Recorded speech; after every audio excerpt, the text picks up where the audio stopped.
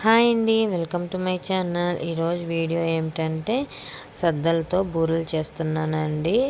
అయితే కరెక్ట్ కొలతలతో ఇలా చేస్తే కనుక బూరెలు అనేవి బాగా ఉబ్బుతాయి, చాలా టేస్ట్గా ఉంటాయి అన్నమాట. చాలా ఈజీగా చేసేసుకోవచ్చు. వీడియో చివరి వరకు చూడండి, స్కిప్ చేయకండి. చాలా టేస్ట్గా ఉంటాయి సద్దబూరెలు.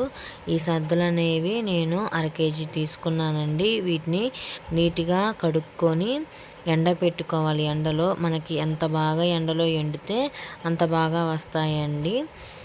వీటిని మిక్సీలో అన్నా వేసుకోవచ్చు, తక్కువ అయితే, లేకపోతే అన్న పట్టించుకోవచ్చు. ఇలా పట్టించుకున్న వాటిని మాత్రం మనం ఎక్కువసేపు ఆరనివ్వకూడదండి. ఆరనిస్తే బూరెలు అనేవి ఉబ్బవు అన్నమాట. నేనైతే మిక్సీలో వేసుకున్నానండి 1/2 కేజీ అని.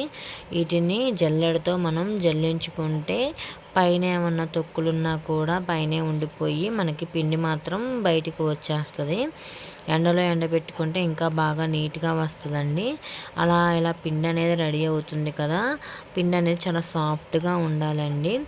వీటిలోకి 1/4 కేజీ బెల్లం అనేది తీసుకున్నాను. అయితే వేడి నీళ్ళలో నానబెట్టుకుంటే తొందరగా కరుగుతుంది కదా, అందుకని వేడి నీళ్ళలో నానబెట్టుకున్నాను.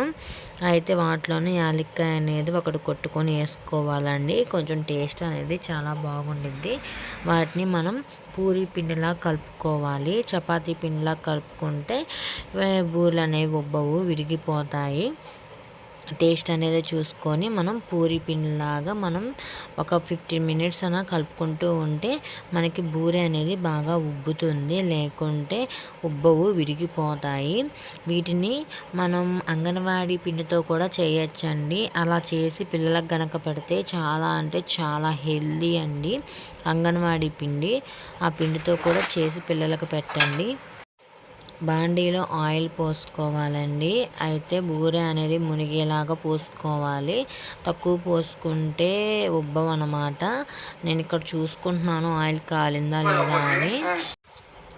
అయితే పూరీకి ఎలా అయితే మనం చిన్న చిన్న ఉండలు ఎలా అయితే తీసుకుంటామో అలాగే బూరెలకనే తీసుకోవాలండి. దానికన్నా కొంచెం చిన్న సైజులో వీటిని ఆయిల్ కానీ లేదా వాటర్ కానీ అద్దుకొని వీటిని అప్పచ్చలా చేసుకొని మనం ఆయిల్లో వేసుకోవాలి. అప్పుడే బూరెలు అనేవి ఉబ్బుతాయి అన్నమాట. అయితే ఈ బూరెలు మరీ ఎక్కువ వేసుకుంటే మాడిపోతాయండి. మాడితే కనుక ఈ సద్దలు అనేవి చేదొచ్చేస్తాయి, అప్పుడు బాగోవు. అంగన్వాడీ పిండి కూడా ఇలానే ఉబ్బుతాయండి. మనం కరెక్ట్ కనుక చేస్తే చాలా బాగుంటాయి. అవి కూడా తొందరలో ఆ రెసిపీ కూడా మీకు పెడతాను, చూడండి. మన ఛానల్ని ఫస్ట్ టైం చూసినట్లయితే ప్లీజ్ సబ్స్క్రైబ్ చేసుకోండి. నేనైతే ఈ పిండిలో ఎలాంటి సోడాలు అయితే వేయలేదండి. ఒక్కసారి మీరు కూడా ఇలా ట్రై చేయండి, చాలా బాగా వస్తాయి బూరెలు. ఎలా వచ్చాయో కామెంట్ బాక్స్లో కామెంట్ చేయండి, నాకు కూడా తెలుస్తుంది కదా ఎంతమంది ట్రై చేశారో అన్నది. చాలా సింపుల్గా చేసుకోవచ్చండి. Thank you for watching. Bye.